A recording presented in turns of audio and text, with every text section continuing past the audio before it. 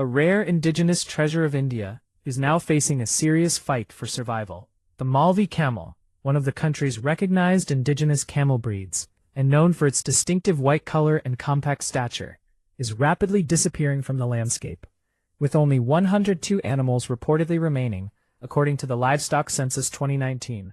In a major conservation initiative, the National Research Center on Camel, Bikaner, has stepped in to protect this endangered genetic heritage by acquiring 12 Malvi camels, including 3 males and 9 females, for a scientifically managed pure breeding program. The objective is clear: to increase the population of this rare breed, preserve its unique genetic characteristics, and ensure that the Malvi camel does not become a name remembered only in history. From the Malwa region of Madhya Pradesh to Rajasthan's Hadoti belt, this small yet valuable camel breed has traditionally supported communities through transportation, livestock utility, and milk production. Now, through scientific breeding, conservation efforts, and greater awareness among farmers and camel breeders, NRCC Bikaner is making a determined effort to give the Malvi camel a second chance at survival, protecting not just an animal breed, but an important part of India's indigenous livestock heritage. कि देश में हमारे पास 9 registered प्रजातियां हैं। उनमें से 5 प्रजातियों को हम अपने रिसर्च केंद्र में संरक्षित और संवर्धित करते हैं। और जैसा आपने मेरे से सवाल किया, बहुत रिसेंटली हम लोग जो हैं मालवी ऊँट की नस्ल को जो है यहाँ पर लेकर के आए हैं, ताकि उसको यहाँ संरक्षित और संवर्धित किया जा सके। जैसा आप भी जानते हैं और कि ये जो है क्रिटिकल स्टेज में है, जो मालवी नस्ल है।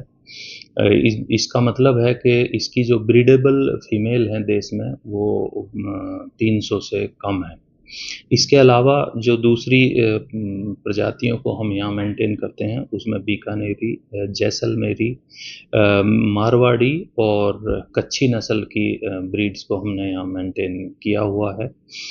इसके अंतर्गत जो देश में जो जालोरी है और मारवाड़ी नस्ल है और खराई नस्ल है, ये सभी जो हैं एंडेंजर्ड कैटेगरी में हैं, यानी कि इनकी जो जनसंख्या है ब्रीडेबल फीमेल की, वो भी देश में 3000 से कम रह चुकी है। अगला हमारा उद्देश्य रहेगा कि और जो प्रजातियां हैं 9 में से जो 5 हमारे पास हैं, तो हम कुछ प्रजातियों को आने वाले दिनों में और यहाँ पर जो हैं लेकर के आने वाले हैं, ताकि उन्हें यहाँ पर सुरक्षित तरीके से रखा जा सके, उनको ब्रीड कराया जा सके। हमारा अभी इरादा है, हमारे एक्सपर्ट्स ने जो मुझे बताया कि अभी वो यहाँ पर जो हैं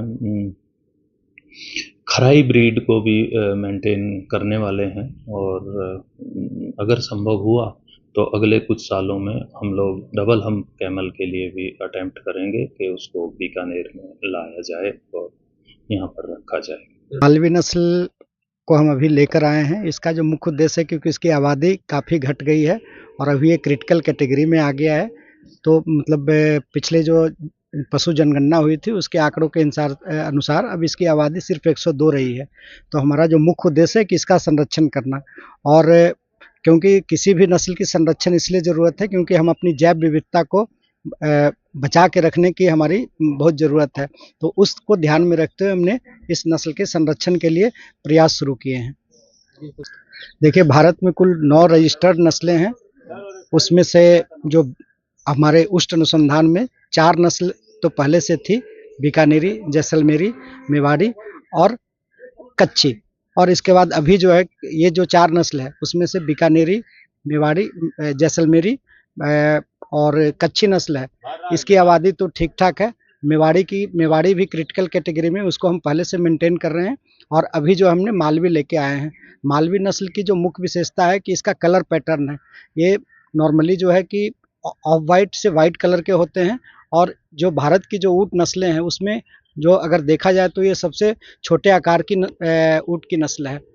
और ये जो है मुख्य रूप से हड़ौती रीजन और मध्य प्रदेश का मालवा रीजन में पाया जाता है। राजस्थान के हड़ौती रीजन में आप बूंदी, बारा, कोटा के एरिया में और झालावाड़ के एरिया में पाए जाते हैं, और मध्य प्रदेश में ये मुख्य रूप से नीमच और मंदसौर क्षेत्र में पाए जाते हैं।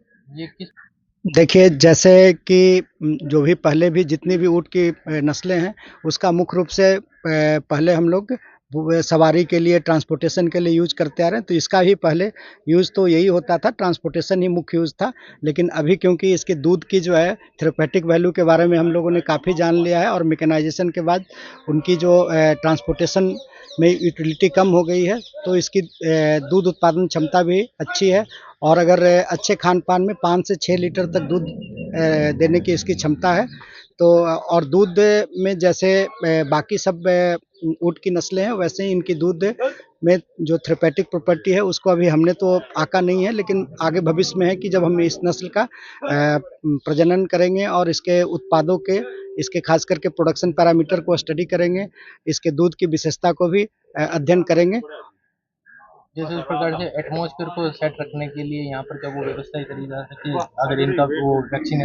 देखिए, ये लोकली एडॉप्टेड ब्रीड है और क्योंकि ये राजस्थान का ही हड़ौती क्षेत्र का एरिया से आता है, तो इसको यहाँ पर अनुकूलन में कोई दिक्कत नहीं आएगी, हमारा मानना है।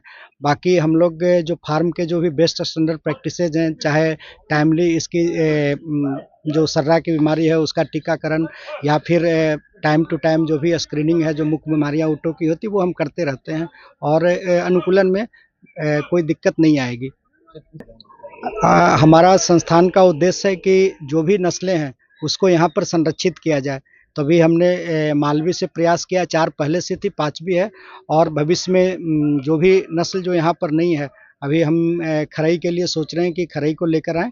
उसके अलावा जालोरी नस्ल है, मारवाड़ी नस्ल है, मेवाती नस्ल है, ये भी भविष्य में हम लोग यहाँ पर, ताकि जितने भी पंजीकृत नस्लें हैं, सबको हम यहाँ संरक्षित करें। आपका नाम? मैं डॉक्टर वेद प्रकाश हूँ और यहाँ पर मैं प्रधान वैज्ञानिक के रूप में कार्यरत हूँ।